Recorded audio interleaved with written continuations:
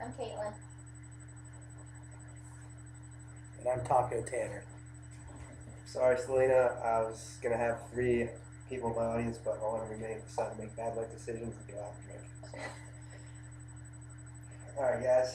Today I'm going to talk to you about the business known as odds making. Lead odds makers in Vegas can make up to 6 figures a year. That's equivalent to the salary of a cardiologist, even an attorney. So that's a lot of money we're talking about.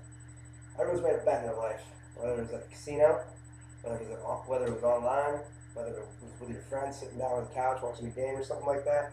Everybody loves the rush of gambling. From 2010 to 2011, I had a short-time gig with a company called Sin City VIP. It's a Vegas-based company, but I was lucky enough to be able to do it from Athens and from back home in Pittsburgh. Basically, what we did was offer services in Vegas, such as limo services, hotel services. If you wanted to go to the hottest bar or nightclub, we put you in the right direction. Hottest casino, put you in the right direction. We had your back. This is what really drew it to me, though, was casinos and gambling. By using tedious and sophisticated calculations, odds makers have been able to create a multi-billion-dollar franchise or business, that continues to flourish. Today, I'm going to inform you about the statistics and the game data that goes into it, the method that goes along with the game data, and also the tests that ensure accuracy. Without prior game data or stats, odds making would be impossible. These guys wouldn't have a job and the business wouldn't exist. Research and statistics is the first and the most important step. Tons of game data is needed. I'm talking scores, player data, league data, stats 50 years old are important. Things like firing a coach or a player's injury are extremely important. Weather, believe it or not, plays a huge role in this. The more specific your stats, the more accurate the resulting odds will be. Previous matchups are huge in this.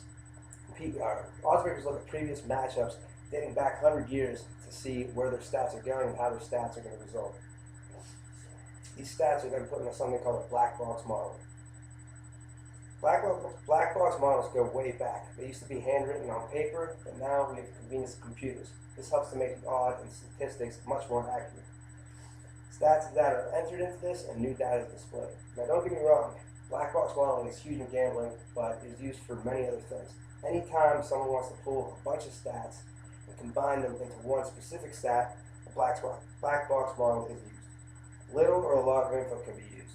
Now, here's the thing. If you use a little bit of info, then your resulting odd or stat is not going to be very accurate. So it's very wise to use as much info as possible.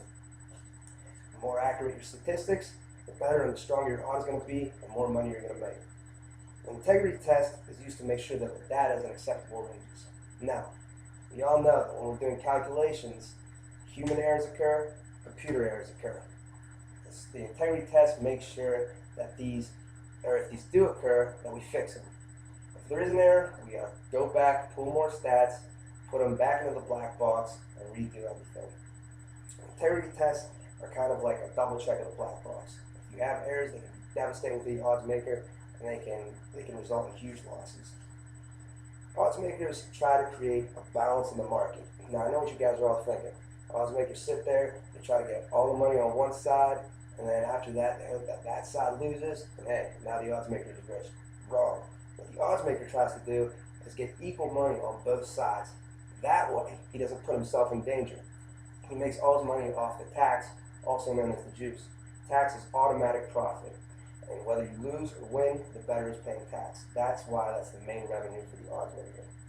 Now, think about it. If the odds maker were to get sided, and when I say sided, I'm saying all the money on one side, that side could win, and now the odds maker is losing a lot of money. Likewise, if the odds maker sits there and gets all the money on the winning side, and he wins, he's making a ton of money. But why would he want to put himself in danger and depend on that? He'd rather have a set amount of money and have an automatic profit coming in from the middle.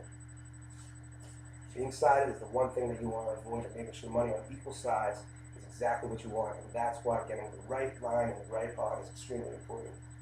Maintaining good numbers and odds ensures a profit, and that is exactly what the odds maker is trying to do. In conclusion, game data, accurate black box model, and checking it with an integrity test all work together to help serve and make the odds maker's lines accurate. This helps to ensure his future and to make sure that he's making money consistently. Using complicated calculations and the steps that I mentioned above make this multi-billion business huge and continue to flourish. in Vegas and also overseas. While many people bet, nobody really takes the time to think about the lines that they're betting on and what makes them. If they did this, they'd probably make a lot more money. Intricacy and attention to detail gives the odds maker a secure future and an advantage over the bettor, and that's why he'll continue to make money. Odds makers set lines and use all these calculations in order to provide entertainment for the public and also to secure its future.